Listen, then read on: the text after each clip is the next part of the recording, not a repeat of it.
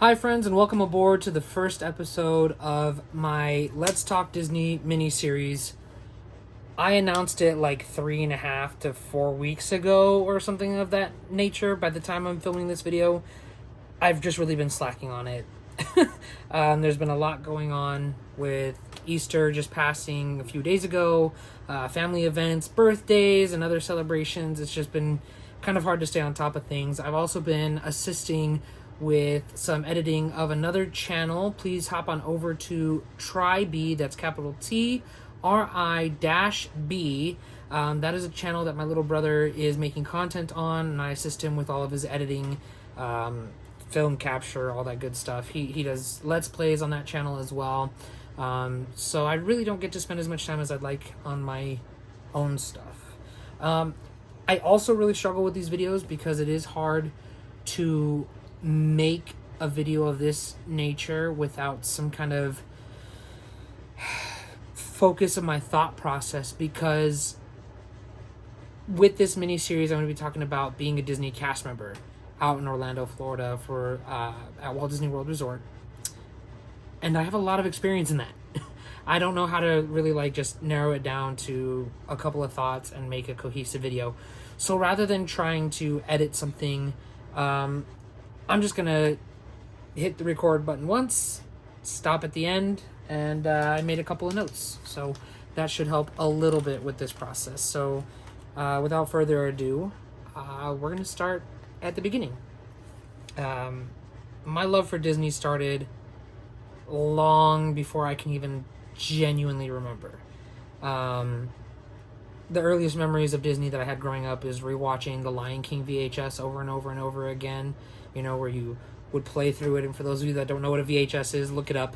It's a video cassette tape, and the video is imprinted on black film that you have to rewind. There was no going back to the start menu. You had to stop the film, rewind it, press play again for it to play all over again from the beginning.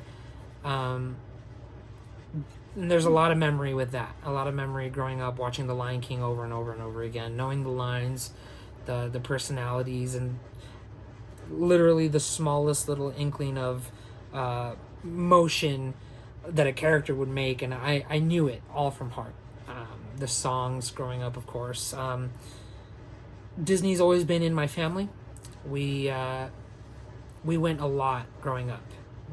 I'm a middle child of 5 kids, and my parents made it a point that we would go at least once a year. We didn't struggle that I can remember, because my parents were really good at hiding it. But we never needed for things. We ate, we had clothes for back to school. It wasn't always name brand, but that's okay. We made it work. My parents always found a way to make it work. My dad worked 2 career jobs. So family time was very important to my parents. And the only place where our zaniness and our family dynamic made sense was at Disneyland in California. And growing up in Tucson, Arizona, it was only about 8 hours. Unless you're my dad, it's about 6.5. And we went at least once a year, as long as I could remember. Even at one point in middle school, my dad said that he would work the overtime, but to make it happen, he told my mom, just make it work. I want to stay at the Disneyland Hotel. So about a month into the 6th grade, we stayed at the Disneyland Hotel for the first time. And that was pretty cool, because, you grow up watching the commercials and stuff like that, and you don't think that that could happen to you. And with that in mind, that's kind of how my first program started too. When you see the cast members walking around with the blue name tags with their names and their cities on it, you really, it almost doesn't compute that they're real people. But they're special because they get to go to Disneyland every single day. You know what I mean? And that's kind of the thought process that most people have regarding cast members on a regular basis is, oh, you go to Disney all the time. Well, yes and no. But I never thought that I would actually be one of them. That is until my freshman year of college. I lived in the dorms at the University of Arizona, and I saw this poster end of August, early September for the Disney College Program. And the Disney College Program is a paid internship where, as long as you are or have completed one semester of college within 6 months, you could apply to hopefully interview to participate in this program. And I'll get into the nitty-gritty of what all the program details are in another video. I'll make one specifically designated to all about the Disney College Program. But I just went on the website and decided to apply. I didn't talk to my parents about it first. I just went for it. And I didn't care if I got Disneyland or Disney World because I'd never even been on an airplane to see Disney World, but it was always just one of those places that was elusive to my family. You know, like I said, we didn't struggle that I can remember growing up, but I knew we never had the money to do something like that. It was just one of those things where we just were okay with never seeing it. We had Disneyland in our backyard. That is until 2012. I actually did my application process in September of 2011. You submit the application online, and you get to kind of, at that time, you marked kind of where you would like to be based off of most likely and least likely. And I actually had a friend that just completed a program in Disneyland doing custodial, and the stories he told me were pretty darn cool, so I marked custodial pretty high on my wanted list. Of course, like most people, I also wanted to be a character performer, but at that time, they only went to certain major cities to do auditioning for character performer. And again, as I stated in my first video, there are proprietary pieces of information that I will take with me to the grave, even though I'm not a cast member anymore, and that process is one of them. And if you don't know what a character performer is, there's really no way for me to say it other than these are the individuals who bring some of your favorite friends to life.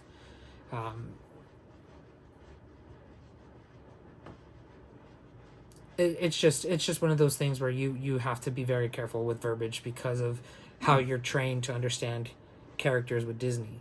So please be respectful of our friends at Disneyland, Disney World, wherever you go. Cast members are cast members. They are real people. They're not just, they're not all smiles because they want to be. It's because they have to be, because they're creating an experience, right? And so that's part of the interview process too, is they ask a lot of questions about how you build experience. So they are basically looking for people who answer well to these questions and carry a certain charisma to them. So a lot of the times you will get people who are very good at talking, but then when it comes to the execution, not so much. And that's fine. That's fine. But for me, I interviewed in September, and one day in early October, I decided to check my emails while studying for homework. I got sidetracked on it, and sure enough, the offer letter was there. It was a $350 admission fee. You had 1 week to pay it and accept your program to be able to go. Now, back then, the program was split into, I believe it was 5 different terms. You had the fall term, the fall advantage term, the spring term, the spring advantage term, and then the summer term. And the summer term was for alumni only, so you have had to had completed a college program prior to applying for that one. And of course, they wanted to keep it open for students who wanted to come back, but to continue their studies, so they offered it only during the summer, which was great because during that peak season, coming back and being able to fulfill hours, as a college program participant was perfect for the company. But with those 4 other programs, the fall advantage, spring advantage, the advantages being the longer of the 2, they overlapped throughout the calendar year, and I got the spring advantage. So my check-in date for my housing was January 30th, but my first official day with Disney was February 2nd of 2012. Back then, you didn't know where you were going to be. You only knew your role. Nowadays, it's a little different. You get most of the information up front prior to making a decision. At least that's what I heard last time I checked into it. And that's fine. It was kind of a surprise and kind of a fun thing to try to figure out. And then also back then, they had 4 different housing complexes, one of them being Vista Way. And having completed 4 programs, I did all 4 programs living at Vista Way. And I did so because they were the cheaper of the 4. And I lived with 5 other gentlemen. Most of them I keep in contact with. A couple of them, would they ended their program early.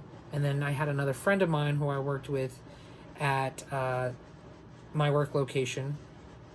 He didn't really care for his roommates, so he moved in with us later on in the program. It was like a $25 fee, and you were able to switch apartments if there was an opening, and everybody agreed to it. So that's a special shout out to you, buddy. I hope you see this video. Kyle, I hope you see it, because Kyle is still in my life. That's kind of the next bullet point I want to talk about, is the friends that you make during these programs.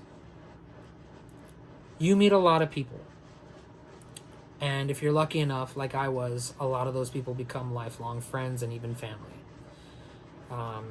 As an example, my best friend from my college program, my first college program, just came to visit me this week during the Easter weekend to be part of the family experience.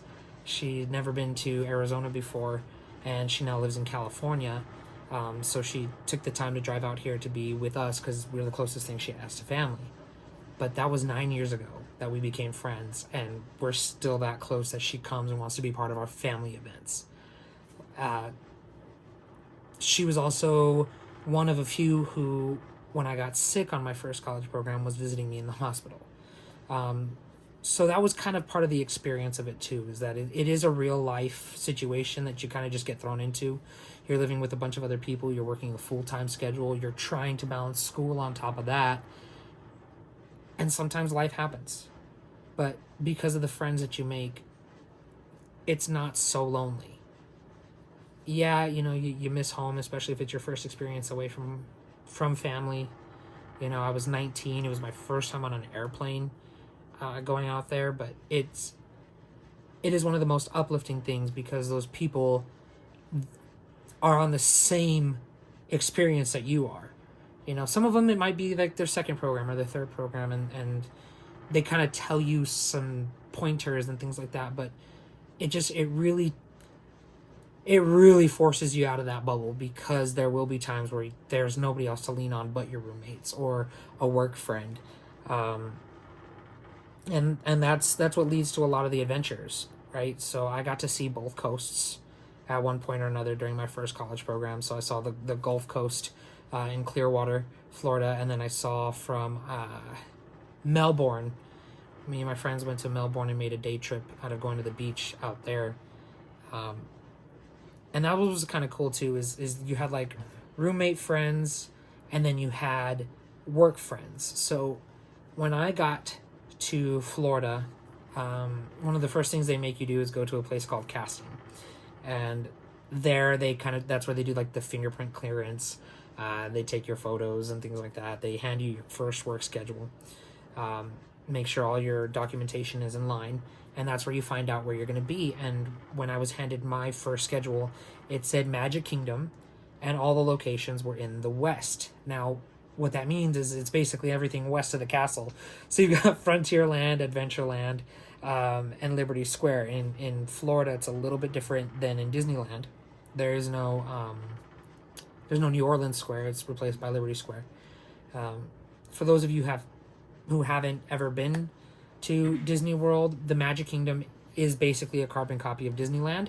Just, in my opinion, it doesn't have the Walt touch, so it's a little try hard, but that's okay. It still has a lot of that sentimental value for a lot of people, and that is why we are so excited that this year is the 50th anniversary of Disneyland, or I'm sorry, Walt Disney World in Orlando, Florida, which opened October 1st, 1971, and they're going to do an 18-month long celebration.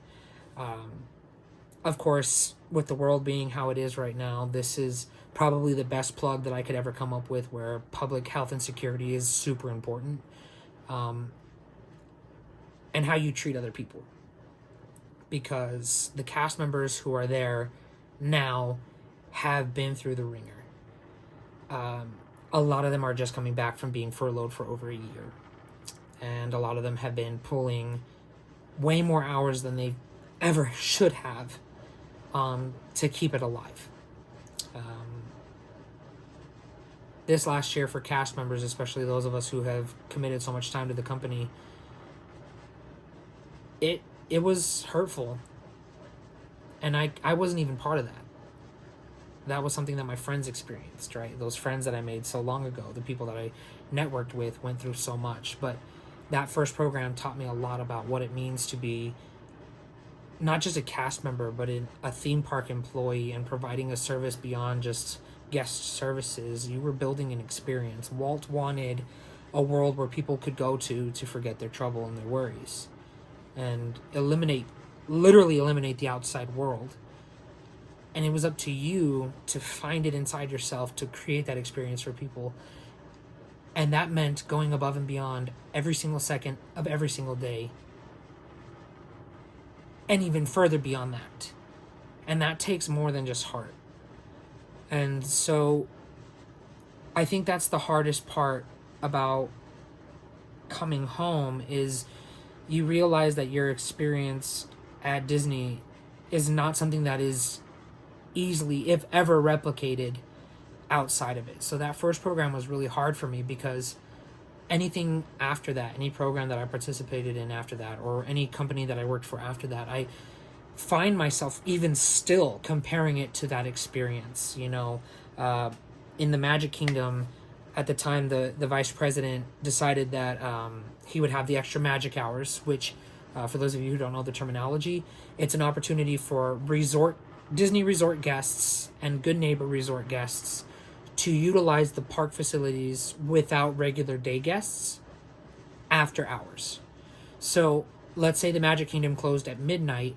Sometimes we would stay open until 3 a.m. for extra magic hours, which if you had the proper identification that you're staying at a Walt Disney Resort hotel or a Good Neighbor hotel, you could stay in the park up till 3 a.m. with rides running. Which meant the last person coming out of the park was about 5:30 in the morning. I don't understand it, but people wanted hot dogs at the end of the street on Main Street at 3:30, 4 o'clock in the morning.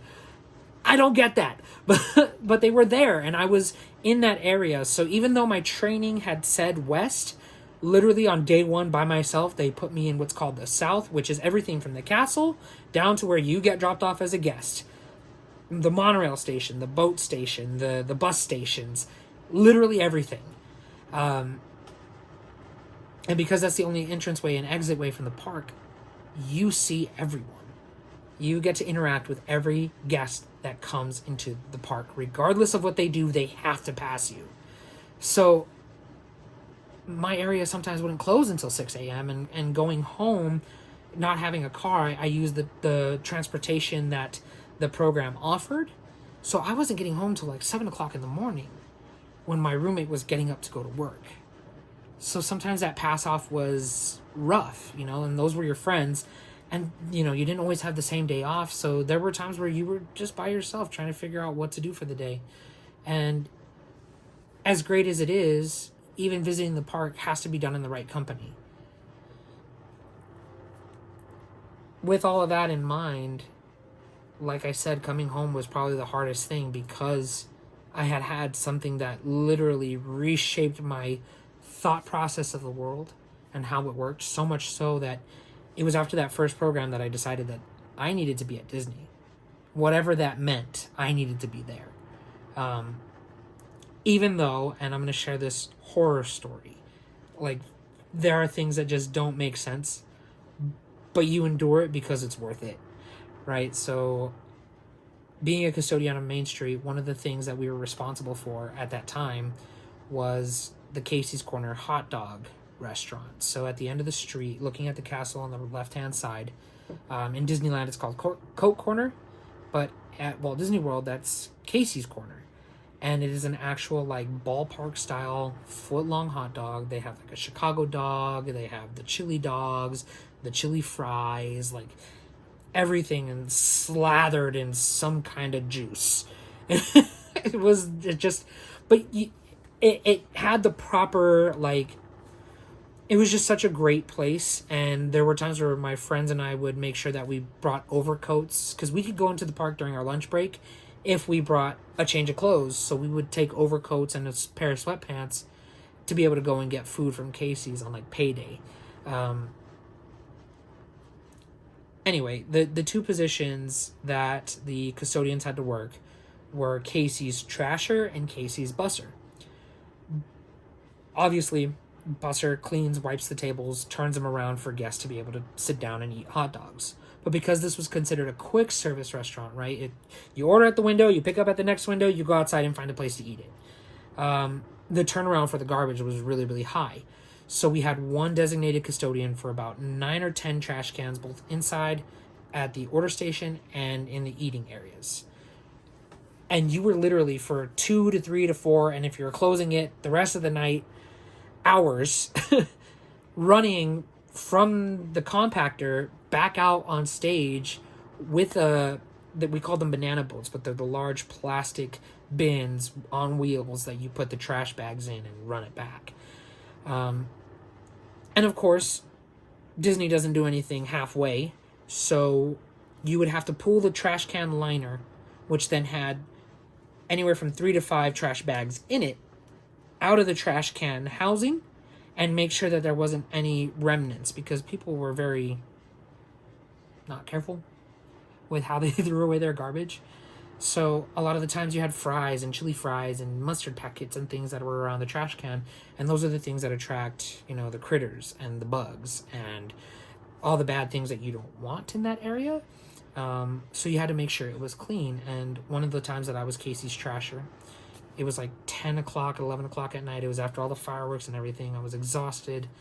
I'm pulling this trash can, and as I'm in there sweeping out some of the gross stuff that was inside, without even looking, the guest threw their chili dog in the trash can.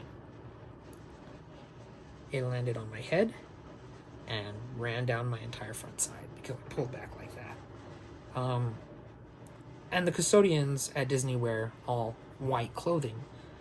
The reason for that is if the custodians are clean, that insinuates the park status, right? So if your guys who clean the toilets look pretty darn good and nice and clean and crisp and white, then that must say that those toilets are pretty darn good too.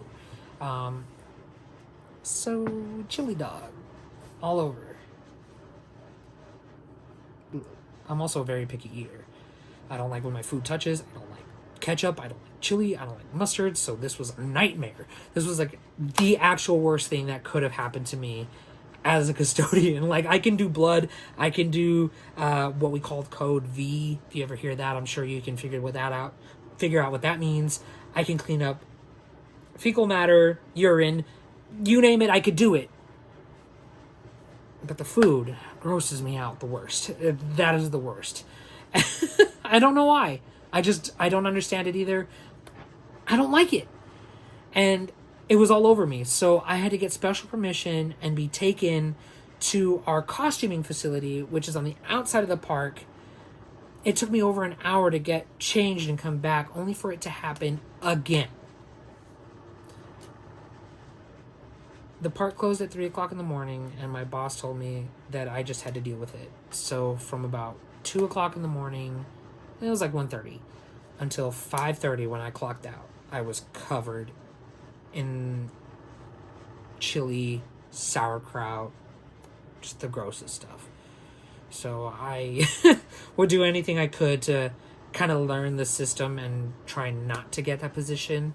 And oddly enough, it stopped happening so much. So I'm really not sure how that happened. But anyway, even with that and a kidney stone and all this other stuff,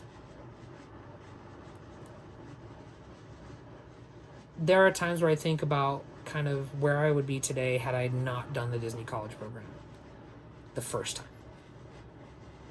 And I think the truth is I wouldn't be half of the person that I am as far as my thought process, how I understand things, how I understand other people, my perspective of what it means to be in the workforce. That was hard. And there are people that live their lives to continue to do that type of a job. And that is why we can't take anybody for face value, is because you don't understand, unless you walk a mile in their shoes, what it's like to do what they do. And it's that simple. It is that simple. And if I had a point on how this ties into self-love, it's projecting the love of yourself to other people. You can do this in your daily lives. Even the people at the drive-thru window, thank you for what you do. I appreciate you. Shop cart people, you know, people that go and collect the shopping carts at the local grocery store and bring it back in. And usually people leave it in parking spots because they're too lazy to go 2 down and put it in the corral. That is their job, yes. But that doesn't make it any better when you leave stuff behind. It doesn't matter. You know, like, if you cannot understand this very simple fact of how would you feel if somebody came into your workplace and treated you the way you treat people, then you have no business going on vacation to these places with people who pour their heart and souls. 18, 19-year-old kids who are just trying to make their way in the world, who are building something for you that cost you a lot of money. If you can't treat people well, then stop and realize this and don't talk to them. I really don't know how else I can, like, if I could, I would stand between every Karen and cast member and fight the Karen. I don't care what the cast member said. Cast member's always right, in my opinion. Because these are the people that are working hard to bring, even with their own personal baggage, to bring an experience to life that otherwise couldn't be done. Walt was fond of saying that you can build, create the most beautiful places on earth, but it takes people to make the dream a reality. I mean, it's not an exact quote, but it's pretty close for my point. You gotta stop taking people for granted. Stop taking yourself for granted. I went through a lot on that program. Like, a lot, as far as my health is concerned.